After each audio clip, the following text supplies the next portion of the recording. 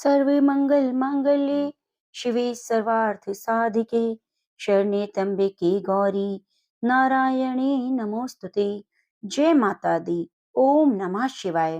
प्रिय भक्तजनों, आज माघ माह की गुप्त नवरात्रि में छठी नवरात्रि पर मैं आपको सुनाने जा रही हूँ त्रिपुर भैरवी की बड़ी ही दुर्लभ और पौराणिक कथा। आप इस कथा को पूरा अवश्य सुने और कथा सुनने से पहले जीवन की मंगल कामना के लिए वीडियो को लाइक करके कमेंट में जय माता दी जरूर लिखिए। भैरवी शब्द 3 अक्षरों से मिलकर बना है। पहला शब्द है भय या भराना, जिसका अर्थ है रक्षण। दूसरा रा या रमण, जिसका अर्थ है रचा गया। तीसरा शब्द है व या वामन, जो मुक्ति से संबंधित है। भैरवी नाम एक ऐसी देवी को समर्पित है जो डरावनी अवतार है, जो अपनी विरोधियों के दिल में डर पैदा करती हैं। यह देवी का छठा अवतार है। विभिन्न वैदिक ग्रंथों में उल्लेख मिलता है कि वे 4 हाथों वाली हैं, जो कमल पर बैठी हुई हैं। एक हाथ में पुस्तक, दूसरे में माला, तीसरे में अभय मुद्रा, चौथे में वरद मुद्रा है। वे लाल वस्त्र पहनती हैं। गले में कटे सिर की माला होती है। उनकी 3 दिव्य आंखें हैं। सिर पर एक अर्ध चंद्र है। देवी महात्म्य में यह उल्लेख किया गया है कि भैरवी एक अन्य रूप में एक तलवार और एक प्याला लेकर प्रकट होती हैं, जिनमें 2 हाथों में रक्त होता है, अन्य 2 हाथों में उभय और वरद मुद्रा होती है। माता भैरवी अपने प्राकृतिक रूप में अत्यंत भयंकर और डरावनी प्रतीत होती हैं, क्योंकि माता भैरवी अपने गले में असुरों के कटे हुए सिरों का हार और मस्तूलों की माला धारण करती हैं, जिससे रक्त की धार बह रही है। देवी का मुख डरावना और भयावह है।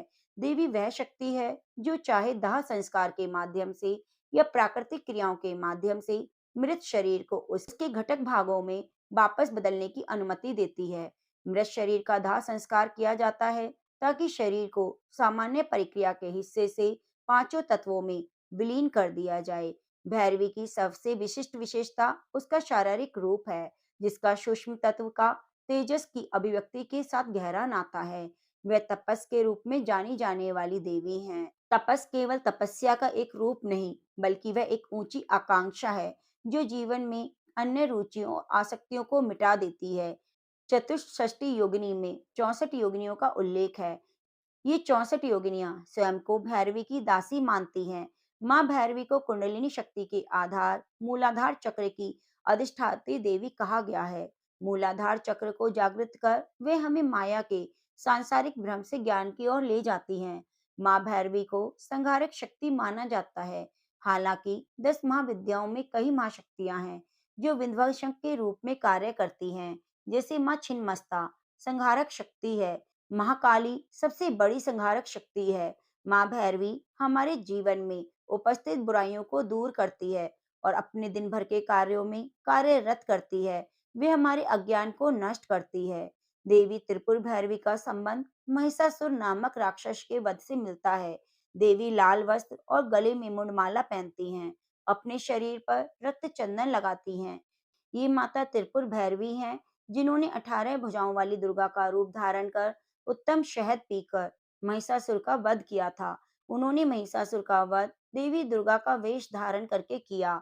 साधना से संबंधित देवी काम, लोभ, क्रोध, ईर्ष्या, नशा और भ्रम को मनुष्य के स्वभाव और दिनचर्या से मुक्त करती हैं।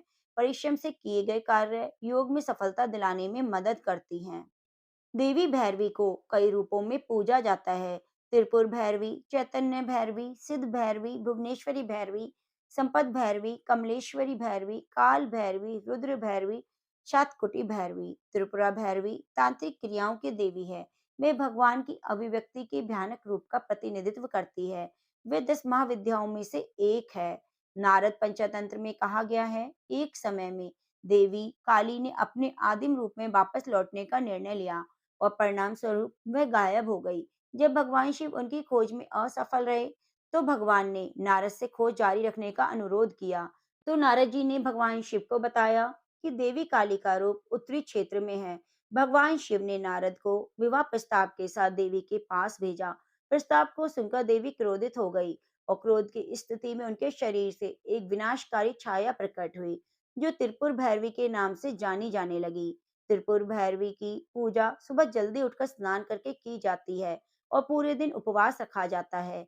इस दिन यज्ञ किया जाता है और मंत्रों का जाप किया जाता है। माँ भैरवी हिंसक और भयानक है, लेकिन वह अपने बच्चों के लिए एक सौम्य माँ है। प्रेम से बोलिए जय माता दी, ओम नमः शिवाय। प्रिय भक्तजनों, आप हमारे चैनल को सब्सक्राइब करके बेल आइकन को दबाना ना भूलें। मिलते हैं अगली कथा के साथ। नमस्कार।